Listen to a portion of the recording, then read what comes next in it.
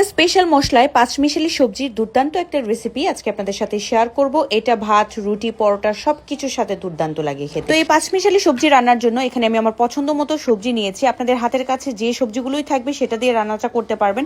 সবগুলোকে আমি কিউব করে কেটে পাতিলে দিয়ে দিলাম। এবার দিব এখানে পেঁয়াজ কুচি আর কয়েকটা কাঁচামরিচের ফালি। স্বাদ মতো লবণ দিয়ে দিলাম এখানে অল্প পরিমাণ তেল। এখানে দিব হাফ টেবিল চামচ লাল মরিচের গুঁড়া, 1 চা চামচ হলুদের গুঁড়া, হাফ চা চামচ দিব এখানে ধনিয়ার গুঁড়া, সামান্য গরম মশলা গুঁড়া ব্যবহার করেছি।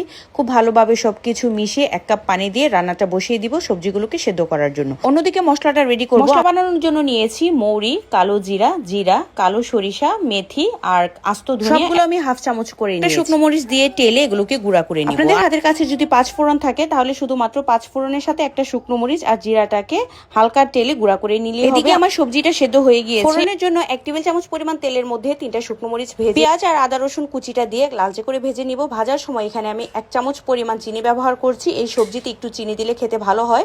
আর যে মশলাটা আমি গুঁড়া করেছিলাম সেখান থেকে 1 টেবিল চামচ পরিমাণ দিয়ে সেদ্ধ করা সবজিটা দিয়ে ভালো করে সবকিছু মিক্সিং করে নিচ্ছি।